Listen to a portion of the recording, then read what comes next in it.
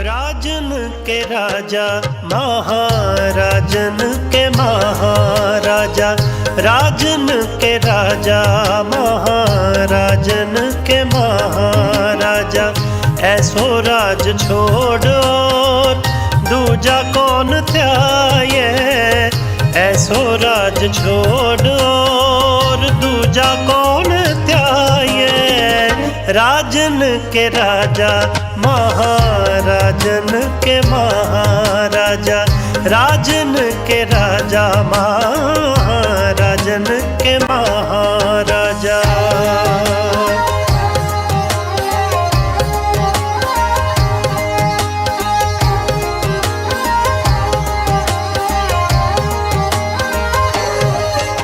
ਹੁਣ ਮੈਂ ਪ੍ਰਵਿੰਦਰ ਸਿੰਘ ਜੀ ਨੂੰ ਬੇਨਤੀ ਕਰੂੰਗਾ ਕਿ ਉਹ ਕਾਸਮੀ ਸਾਹਿਬ ਬਾਰੇ ਦੱਸਣਗੇ ਜੀ।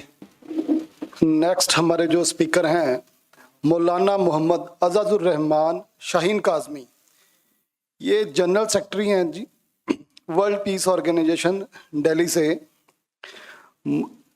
इन्होंने एमए पॉलिटिकल साइंस में किया है जामिया मिलिया इस्लामिया यूनिवर्सिटी से, और ये एडिटर हैं सर्व शांति, एक हिंदी मैगजीन थी 2016 से, उसमें ये एडिटर के तौर पे इन्होंने काम किया है। मौलाना काज़मी जी ने जो एनजीओ ये बनाई है वर्ल्ड पीस ऑर्गेनाइजेशन 2006 में बनाई थी दिल्ली में, तो उसमें जनरल सेक्रेटरी के रूप में वहाँ काम कर रहे हैं। और जो इनका मेन मिशन जो है ये गरीबी के जो या अन्याय के विरुद्ध अपनी आवाज़ उठाते रहे हैं, जो माइनॉरिटी के लिए है। मौलाना काज़मी जी इंटर रिलीजियस डायलॉग के लिए तकरीबन 10-12 कंट्रीज़ में जा चुके हैं, और ये अलग अलग Dubai, Hong Kong, south Africa, Fiji, Singapore और मलेशिया वगैरह में जाकर ये इंटर रिलीजन डायलॉग्स अभी तक करते रहे हैं।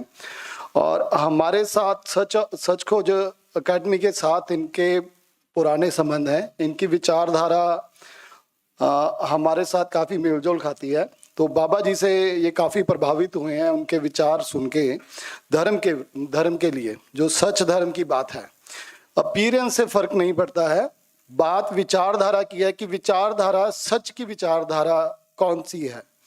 और सच की विचारधारा एक ही है, ये सिर्फ फिजिकल अपीयरेंस की बात है। बाहर से हमारे अलग अलग धर्म के बैठे हैं, जो हमारे अतकर जी हैं ये ब्राह्मण कम्युनिटी से बिलोंग करते हैं और पूना से हैं। जो हमारे मोहम्मदन जो हैं हमारे मुस्लिम भाईचारे से हैं, दोनों अपने हैं। और पंजाब से बाबा जी और बैन साहब हैं। तो अभी मैं बेनती करूँगा शाहीन काज़मी जी से, वो अपने विचार हमारे सामने पेश करें। Thank you.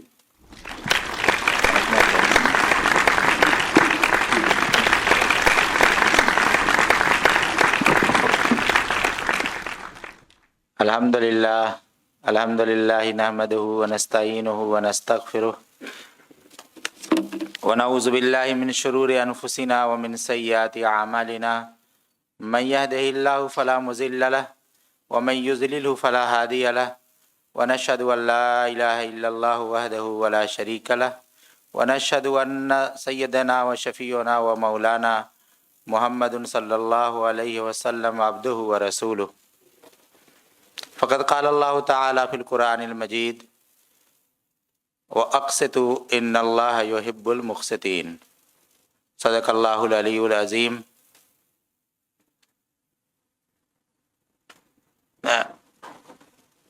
क्योंकि स्टेज पर हमारे मकरन अडकर साहब भी बैठे हैं और वो सनातन धर्म से हैं, तो मैं चाहता हूँ कि गायत्री मंत्र भी पढ़ दूँ। ओम भूर्भुवः स्वः तत्सवितु वरेण्यं भर्गो देवस्य धीमहि धियो यो नः प्रचोदयात्। आप सबको वाहे गुरु जी की खालसा, वाहे गुरु जी की फतह। नमस्कार, आदाब और अस्सलामु अलैकुम रहमतुल्लाहि व बरकातुहू। आज मुझे बहुत खुशी का एहसास हो रहा है, प्रसन्नता हो रही है कि सच खोज एकेडमी के माध्यम से लगभग 2019 में मेरा चंडीगढ़ आना हुआ था। 15 दिसंबर 2019 को बाबा जी ने एक महफिल ऐसे ही बहुत शानदार महफिल सजाई थी और उसमें आप सबसे मुलाकात हुई थी। बीच में जब कोरोना काल चला तो उसमें बाबा जी की भी कोशिश रही कि हम लोग फिर मिलें, और यूट्यूब के माध्यम से एक प्रोग्राम आयोजित हुआ और उसमें फिर बैन साहब और सब लोग थे और बातचीत हुई थी। और आज आप सबसे फिजिकली रूप से हम लोग यहाँ पर मौजूद हैं। खुदा से दुआ है कि ये सिलसिला ऐसे ही चलता रहे और सच खोज एकेडमी जिन प्रयासों में लगी हुई है, जिस तरह से वो सच को समाज के सामने रखना चाहती है, ये सब बाबा जी की तड़प है, उनकी कोशिश है। हमने महसूस किया कि बाबा जी में जो तड़प है और जिस तरह उनके सीने में एक आग जल रही है, सच्चाई को दुनिया के सामने रखने के लिए, सच्चाई को दुनिया के सामने लाने के लिए और उस सच्चाई को समाज में स्थापित करने के लिए, तो मैंने भी अपना सौभाग्य समझा कि क्यों न मैं बाबा जी के साथ जुड़ूं और उस सच्चाई के जिस काम में वो आगे बढ़ रहे हैं, मैं भी उनका एक साथी बनकर उनके साथ खड़ा हो जाऊं। ये उसी जज्बे का, उसी भावना का और उसी एक नेक नियति का एक ये फल है जो हम सब इस प्रोग्राम के शक्ल में देख रहे हैं। राजेंद्र बैन सिंह जी और हमारे उस्ताद मोहतरम जनाब अब्दुल्ला तारिक साहब और हमारे बहुत ही प्रिय दोस्त कहूँ या दिल से जो मेरे बिल्कुल अजीज़ हैं जनाब मकरन अटकर साहब, आपने दोनों के विचार बैन साहब के और मकरन अटकर साहब के सुने और उन्होंने जितनी खूबसूरती के साथ सच को आपके सामने रखा और बताया, मैं उन सब बातों को दोहराना नहीं चाहता क्योंकि मेन जो बुनियादी बातें हैं वो सब आपके सामने आ चुकी हैं। मैं सिर्फ इस बात को आपके सामने रखना चाहता हूँ कि इस दुनिया में जब इंसान पैदा होता है तो जिस घर में पैदा होता है, जिस समाज में पैदा होता है, उस समाज के लोग उसको वैसा ही बना देते हैं। एक मुसलमान घर में बच्चा पैदा होता है तो उसके माँ बाप उसको मुसलमान बना लेते हैं।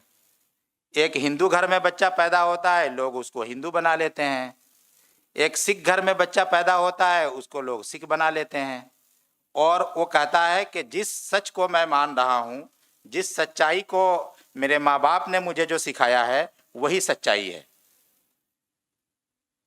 मोहम्मद सल्लल्लाहु अलैहि वसल्लम ने इसी बात को कहा था कि अबवा वो यो हवेदा नहीं, वो यो मज्जसा नहीं, वो यो नसरा नहीं, कि जिस घर में जो बच्चा पैदा होता है उसके माँ बाप उसको जो उसका धर्म है उस धर्म के अनुसार उसको ढाल देते हैं और वो यहूदी, पारसी और ईसाई बन जाता है। लेकिन आप जरा सोचें कि किसी धर्म को सिर्फ इस आधार पर मानना और किसी बात को अंतिम सच सिर्फ इसलिए मान लेना कि मैं उस समुदाय में पैदा हुआ हूं, उस घर में मैं पैदा हुआ हूं और उसके अनुसार ही राज्य चलना चाहिए और उसके अनुसार ही बातें होनी चाहिए और वही अंतिम सच्चाई है, यही अंतिम धर्म है, ये मेरे ख्याल से सही नहीं है। और फिर जिस धर्म को हम मानने लगते हैं, ये समझते हैं कि ये धर्म ही सच है और दूसरे जितने धर्म हैं वो गलत हैं। और फिर अपने अनुसार ये भी कोशिश करते हैं कि मेरा धर्म जब स्थापित हो जाएगा तो पूरी दुनिया में शांति आ जाएगी। जिस सच को मैं सच कह रहा हूं वो सच अगर स्थापित हो जाएगा तो हर जगह शांति और सुख का अनुभव होगा, और अगर ये नहीं हुआ तो फिर शांति और सुख का अनुभव नहीं होगा। सच्चाई यह नहीं है। सच्चाई यह है कि जब हम इस संसार में आते हैं, इस संसार में जब हम पैदा होते हैं, इसमें जब हम आंखें खोलते हैं तो हमें रंग बिरंग के लोग, रंग बिरंग के विचार और अलग अलग विचारधारा के लोग ये दावा करते हुए मिलते हैं कि मैं सनातन धर्म को मानता हूं और सनातन धर्म अगर दुनिया में स्थापित हो गया तो सब जगह शांति आ जाएगी। तो दूसरा खड़ा होता है और कहता है मैं इस्लाम को मानता हूं, अगर इस्लाम दुनिया में स्थापित हो गया तो हर जगह शांति आ जाएगी। तो एक तीसरा भी खड़ा होता है और कहता है मैं सिख धर्म को मानता हूं, अगर सिख धर्म के अनुसार राज्य चलने लगा तो सब जगह शांति आ जाएगी। सच यह है कि यह सच्चाई नहीं है। सच्चाई यह है कि हमने धर्म के मूल को अगर नहीं जाना, दुनिया में 1,24,000 से ज्यादा पैगंबर रसूल आए, हमारे 10 गुरु आए, श्री कृष्ण जी सनातन धर्म के अनुसार आए, राम जी आए, बालराम आए, परशुराम जी आए, लेकिन इन सब का उद्देश्य क्या था? सारी चीजों में आप सारे धर्मों का जो निचोड़ पढ़ेंगे तो सबका उद्देश्य था मानव कल्याण, इंसानों की खुशी। धर्म का उद्देश्य ही यही है कि सबके सुख के साथ, सबके हित के साथ आगे बढ़ा जाए और किसी का अहित ना हो, किसी का नुकसान ना हो। ये धर्म का मूल है। और जितने पैगंबर आए, जितने रसूल आए, जितने गुरु आए, जितने भी मैं तो उस माने में नहीं कहूंगा, लेकिन जितने भी अवतार आए, उन सब का मकसद, सबका उद्देश्य और सबकी शिक्षा यही थी कि सारी दुनिया में लोग अच्छे बन जाएं, एक इंसान कैसे बेहतर इंसान बन जाए, एक इंसान कैसे ईमानदार इंसान बन जाए, एक इंसान कैसे सुख और चैन की जिंदगी गुजारने वाला इंसान बन जाए। सबका संदेश ये था। आज जो हमारा टॉपिक है कि ईमानदारी के बिना एक अच्छी हुकूमत की हम कल्पना नहीं कर सकते। एक अच्छी हुकूमत का क़याम, एक अच्छी हुकूमत तभी बन सकती है जहां पर ईमानदारी हो। सवाल यह पैदा होता है कि क्या राजा जिस धर्म विशेष को वो मानकर चल रहा है और उसके अनुसार, चूंकि पहले आज तक हम ये सुनते आए हैं और देखते आए हैं कि जो राजा का धर्म होता है वही प्रजा का धर्म होता है। जो राजा जिस धर्म को मान रहा होता है वो यही अपेक्षा करता है कि प्रजा भी उसी धर्म को माने, उसी धर्म के अनुसार चले, उसी रीति रिवाजों के अनुसार चले। लेकिन राजा की सही कल्पना यह होनी चाहिए कि वो जिस पूजा पद्धति को माने, वो जिस तरीके इबादत को के अनुसार वो जिंदगी गुजारे, लेकिन मानव कल्याण और इंसानों की बहबूदी, इंसानों का हित अगर उसके जहन में नहीं है तो वो सही मानव में वो राजा नहीं है और सही मानव में वो राजा अपना धर्म नहीं निभा रहा है। बेन साहब कह रहे थे इस बात को कि संत को ही राजा होना चाहिए, लेकिन आज जब हम मौजूदा समाज में देखते हैं तो एक कहता है कि मैं मुसलमानों का नेता हूं और दूसरा कहता है मैं सिखों का नेता हूं और तीसरा यह दावा करता है कि मैं हिंदुओं का नेता हूं। तो सवाल यह पैदा होता है कि फिर इंसानों का नेता कौन है? इंसानों के कल्याण के लिए कौन बात करेगा? अगर धर्म विशेष की बातें होती रहेंगी तो धर्म विशेष तो उस सच्चाई की बात करता है जिसको सनातन धर्म कहता है, जिसको इस्लाम कहता है, जिसको सिख धर्म कहता है कि सर्वे भवन्तु सुखिनः सर्वे सन्तु निरामया, कि सब सुखी रहें, सबके साथ कल्याण हो, सबके साथ अच्छाई हो। ये जो संदेश है ये किसी धर्म विशेष से जुड़कर उसके संदेश को समझकर, धर्म की जो भावना है उसको समझकर जब तक के राजा अपने कर्तव्य को नहीं निभाएगा उस वक्त तक समाज में यही विद्वेष, नफरत और धर्म विशेष के नाम पर झगड़े होते रहेंगे। संत राजा को संत तो होना ही चाहिए, लेकिन यहाँ तो बहुत सारे धर्म हैं। हर धर्म का संत ये कहेगा कि मेरे अनुसार राज्य चलना चाहिए, मेरे अनुसार बातें होनी चाहिए।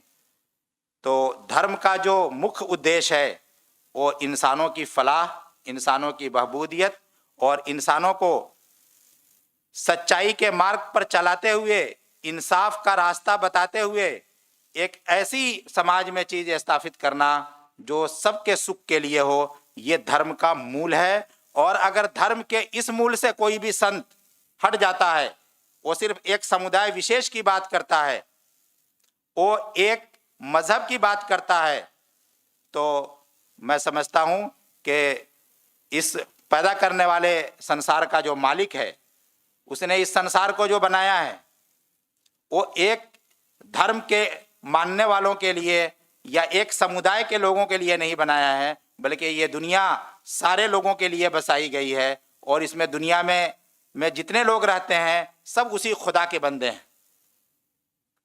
मैं अपने दोस्त मकरा नटकर साहब से ये बात कह रहा था कि कोई ये समझे कि मैं राम कुमार हूँ और मैं स्वर्ग में जाऊँगा, और कोई अब्दुल्ला ये समझे कि मैं अब्दुल्ला हूँ इसलिए जन्नत पर मेरा अधिकार है, और कोई और हरबिंदर सिंह आ जाए और वो ये कहे कि नहीं साहब स्वर्ग पे तो सिर्फ मेरा अधिकार है, तो ये हमारी भूल है।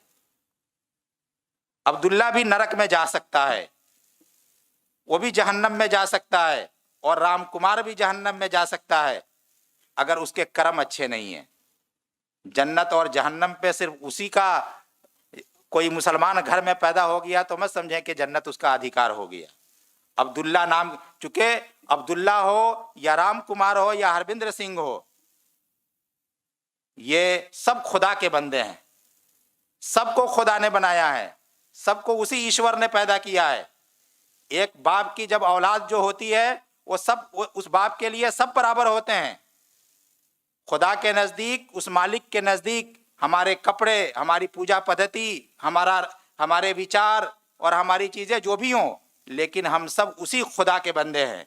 इस सच्चाई को सामने रखकर जब हम गुड गवर्नेंस की बात करेंगे, जब हम सच्चाई और ईमानदारी की बात करेंगे, तो मैं समझता हूं कि एक बदलाव आ सकता है समाज में। एक समाज बेहतर समाज बन सकता है और समाज में शांति का माहौल बन सकता है, जिस चीज के लिए हमारे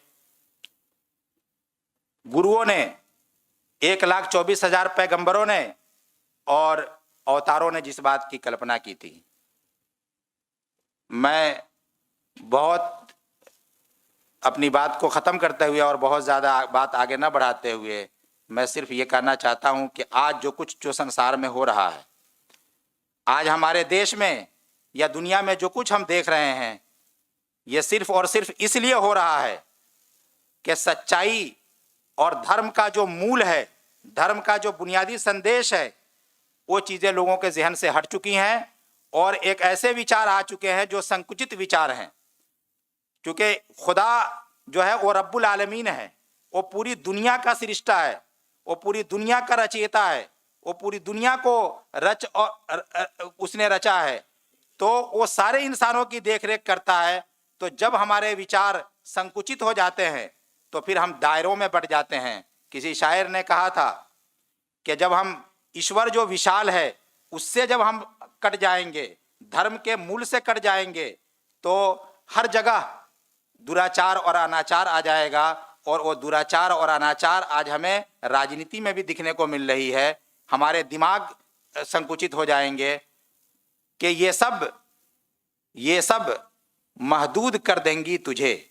ये जो विशालता जो है ईश्वर की विशालता, उससे जब हम कट जाएंगे, धर्म के मूल से जब हट जाएंगे, तो ये सब महदूद कर दूंगी तुझे। महदूद मतलब सीमित। ये सब महदूद कर देंगी तुझे, तू दायरा दर दायरा रह जाएगा, यानी तू गुटों में बंट कर रह जाएगा। और सच्चाई और ईमानदारी के लिए और ईश्वर की विशालता में ईमान रखने वाला जो होता है वो गुटों में नहीं बढ़ता, बल्कि पूरी दुनिया को एक विशाल देखते हुए और सारे समाज को अपने साथ जोड़कर चलना चाहता है। ये असल धर्म का मूल है। और ये जब मूल इंसान के अंदर जब आ जाता है तो एक गुड गवर्नेंस की भी, एक अच्छी राज्य की भी और एक अच्छी हुकूमत की भी स्थापना होती है।